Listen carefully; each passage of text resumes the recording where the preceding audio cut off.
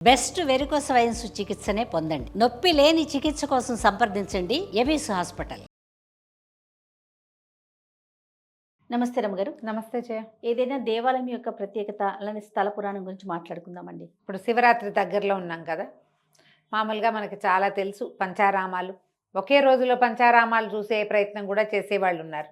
పూర్వం చూడలేకపోయేవాళ్ళు, కొంచెం 2 రోజులు పట్టేది.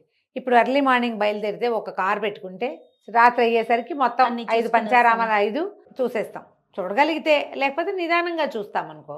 నీకు ఇటు మన గోదావరి జిల్లాల వైపు కానీ, నంద్యాల, కర్నూలు ఆ వైపు కానీ ఎన్ని శివాలయాలు కనపడతాయో జయ, ప్రత్యేకమైనవి, అన్ని పురాతనమైనవి, ఎప్పటికప్పుడు ఎన్నో.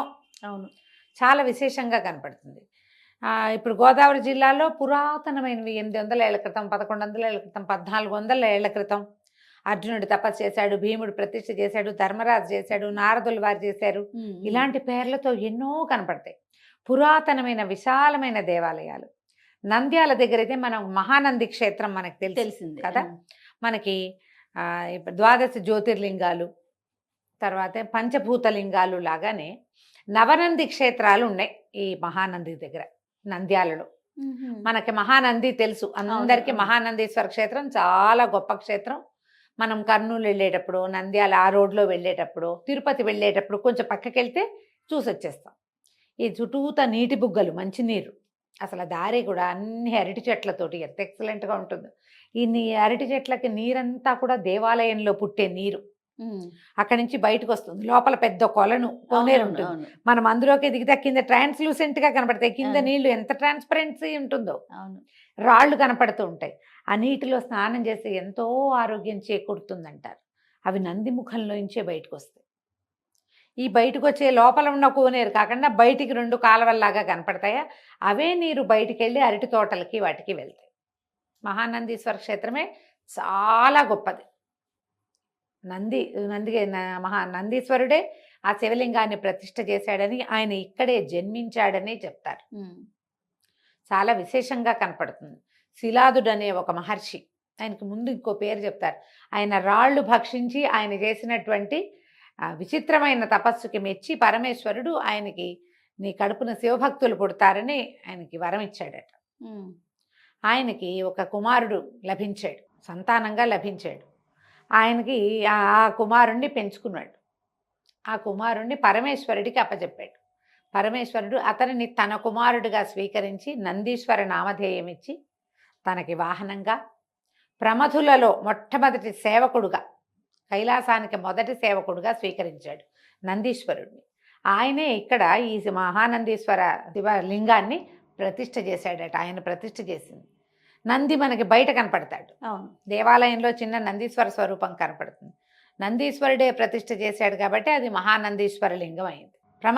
ప్రథమ నంది అని ఉంది ఒకటి. ప్రథమ నంది, శివనంది, ఇలా పెట్టి వరుసగా పేర్లతోటి 9 లింగాలు ఉన్నాయి.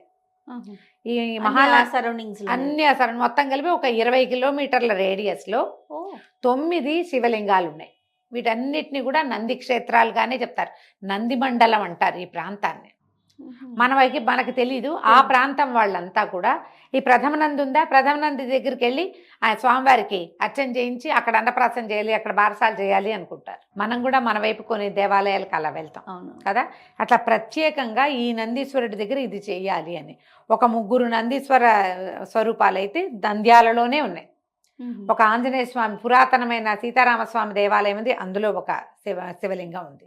ఆయనకు ఒక పేరు ఉందన్నమాట. ఈ వరస చూడు, మహానంది, తర్వాత ప్రథమ నంది, శివనంది, విష్ణునంది, వినాయక నంది, సూర్యనంది, ఎన్ని పేర్లు వచ్చినాయి చూడు. ఇట్లా ప్రత్యేకంగా ఈ నందీశ్వర స్వరూపాలు మనకు అనిపిస్తాయి. నంది రూపం కాదు, శివలింగమే.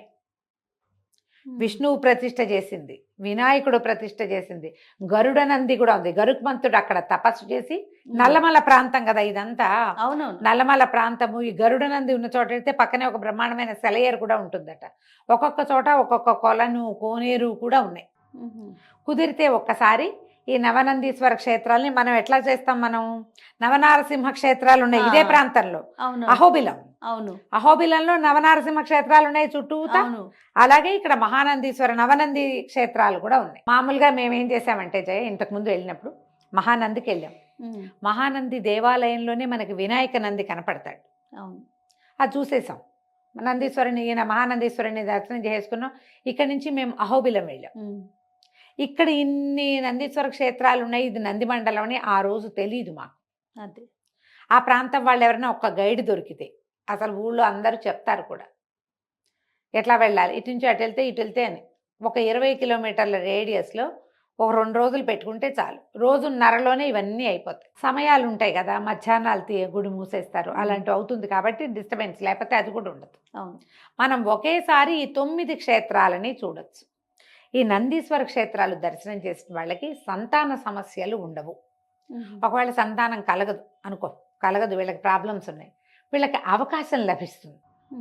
ఇప్పుడు IVFలు వచ్చినాయి జయ. అవునండి. ఇది వరకు ఏమనుకునేవాళ్ళు అంటే ఎవరైనా ఓ పిల్లాన్ని ఇచ్చి పెంచుకోమనేవాళ్ళు, సంతానం లభించినట్టే. ఇప్పుడు అవకాశం కూడా వచ్చింది కాబట్టి ఏదో ఒక రకంగా వీళ్ళకి సంతానం లభిస్తుందట. అసలు ఈ 9 క్షేత్రాలు దర్శించిన వాడికి సంతాన సాఫల్యం వచ్చి తీరవలసిందే. అంత ప్రత్యేకమైనవిగా కనపడతాయి. సామాన్యంగా కొన్ని 1, 2, 3 గుళ్ళు కొంచెం పాతబడినాయి, అయినా సరే పాతపడితే ఏముంది మనకి. చూడు అట్లాగే 27 నక్షత్ర శివాలయాలు ఉన్నాయి కదా గోదావరి జిల్లాలో.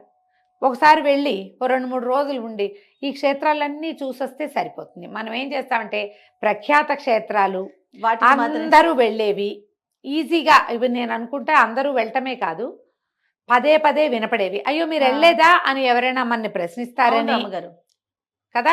వాళ్ళంతా వెళ్ళారు, మనం వెళ్ళకపోతే ఎలాగని. పైగా అక్కడికి వెళ్తే ఏమిటో బ్రహ్మాండం పగలు తీస్తే ఫలితం లభిస్తుందని వింటాం కదా. అవును, వాటికే వెళ్తాం. ఈ పురాతన క్షేత్రాలు ఇవి చాలా పెద్ద ప్రముఖమైనవి, ముఖ్యమైనవి, అత్యద్భుతమైన చారిత్రక నేపథ్యము, పౌరాణిక నేపథ్యము ఉన్నవి. వీటిని ఎప్పుడు చూస్తాం మనం? అవును కదా. ఈసారి ట్రిప్పు నవనందులు పెట్టుకోండి, నేను కూడా చేస్తా తప్పకుండా అండి.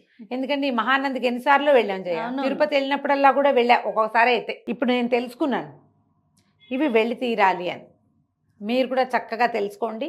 ఈ నవనంది క్షేత్రాలు అన్నిటినీ దర్శించండి. దానివల్ల మనకి ఏమనాలంటే పరమేశ్వరుడి కటాక్షం లభిస్తుంది.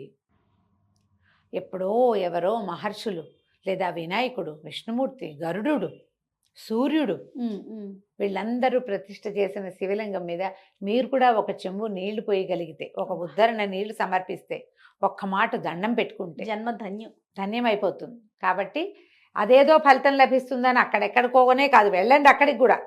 మానకుండా వీటిని కూడా చూడండి. మనకు అసలు భారతదేశంలో ఎన్ని ఉన్నాయో పురాణ ప్రాశస్త్యం ఉన్నవి, పురాతనమైనవి దేవాలయాలు. ఈసారి ఈ నవనంది క్షేత్రాలు పెట్టుకుందాం తప్పకుండా. కుదిరితే ఎప్పుడైనా కెమెరా పట్టుకెళ్ళి అన్ని దేవాలయాలు షూట్ కూడా చేసుకుందాం. తప్పకుండా అండి. నమస్తే. నమస్తే.